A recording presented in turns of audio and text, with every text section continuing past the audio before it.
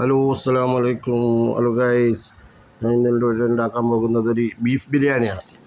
ഷോർട്ടായിട്ട് എളുപ്പത്തിലൊരു ബീഫ് ബിരിയാണി ഉണ്ടാക്കാൻ വേണ്ടി ഒരു 7 ഉള്ളി, 1.5 കിലോ ബീഫ്, കുറച്ച് ഇഞ്ചി പേസ്റ്റ്, കുറച്ച് പച്ചമുളക്, ഒരു കൂട് വെളുത്തുള്ളി, അതൊക്കെ ഇട്ട് ഞാനത് അടിയിൽ ബീഫ് ഇട്ടിട്ടുണ്ട്.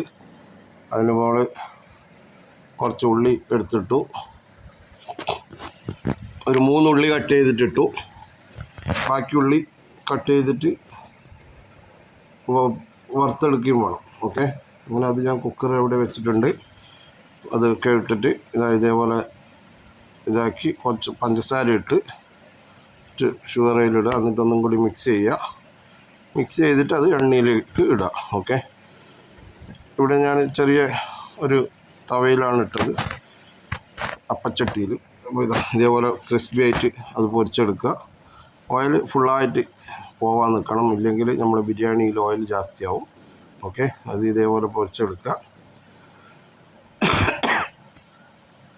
രണ്ടാമത് ഇതേപോലെ പൊരിച്ച് ഇതെല്ലാം ആയതിന് ശേഷം ഇതേപോലെ ഉള്ളി കുറച്ച് പൊരിച്ചതിന് ശേഷം ഇത് 4 ഉള്ളിയാണ് ഞാൻ പൊരിക്കാനെടുത്തത്. ഇതേപോലെ കുക്കറിൽ ബീഫ് റെഡിയായി ഇതേപോലെ ആയിട്ടുണ്ടാവും. ഓക്കെ, കുറച്ച് കുരുമുളക് ഇടണം കേട്ടോ, ബീഫ് വേവിക്കുന്ന ടൈമിൽ ആവശ്യത്തിനുള്ള ഉപ്പും.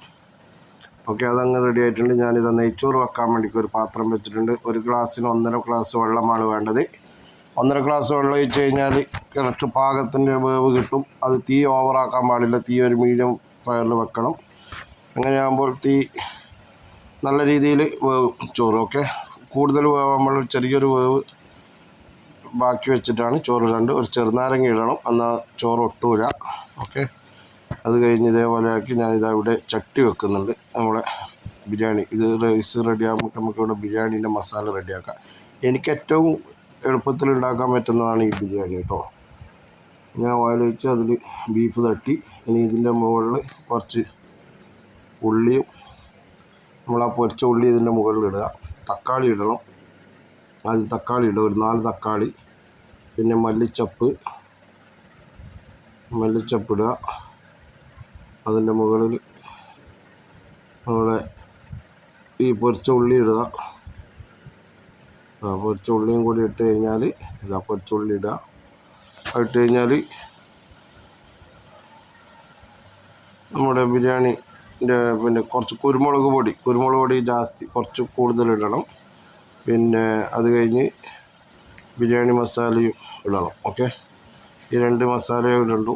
മഞ്ഞൾപ്പൊടിയോ മുളക് പൊടിയോ ഇതൊന്നും വേണ്ട. ഓക്കെ, ബീഫിൽ മഞ്ഞൾപ്പൊടി ഇടണ്ട, മുളക് പൊടി ഇടണ്ട. ഓക്കെ, ഇത് കുരുമുളക് പൊടി ഇടുക. അതിന് ബിരിയാണി മസാലയും കൂടി ആഡ് ചെയ്താൽ നല്ല ഒരു 10 മിനിറ്റ് അത് അടച്ച് വെച്ച് കഴിഞ്ഞാൽ നല്ല അടിപൊളി ബിരിയാണി മസാലയാവും. ആ മസാല നല്ലൊരു ടേസ്റ്റായിരിക്കും. നമുക്ക് കുട്ടികൾക്കൊക്കെ കൊടുക്കാൻ പറ്റുന്ന എരിവൊന്നും ഉണ്ടാവില്ല അധികം. നിങ്ങൾ കുരുമുളക് ഇടുന്ന കണ്ടിട്ട് കൂടുതൽ സ്പൈസി ഒന്നും ഉണ്ടാവില്ല. ഓക്കെ, അത് അടച്ചു വെക്കുക. ഇതേപോലെ അടച്ചു വെച്ച് കഴിഞ്ഞാൽ അപ്പോൾ നിങ്ങൾ നോക്കിക്കോ ബിരിയാണി എങ്ങനെയുണ്ടെന്ന്, അതിൻ്റെ മസാല എങ്ങനെയുണ്ടെന്നെല്ലാം നോക്കിയതാ. നമുക്ക് മസാല ഇപ്പോൾ കാണുന്നില്ലേ, അതേപോലെ മസാലയൊക്കെ നല്ല അടിപൊളി ഒരു ബ്രൗൺ കളറല്ല, ഒരു ചെറിയൊരു ബ്ലാക്ക് കളറിൽ മസാലയൊക്കെ റെഡി ആയിട്ടുണ്ടാവും. നിങ്ങൾക്ക് കാണാൻ പറ്റുമെന്ന് വിചാരിക്കുന്നു. എൻ്റെ ക്യാമറ ക്ലിയർ അല്ല, അതുകൊണ്ടാണ്.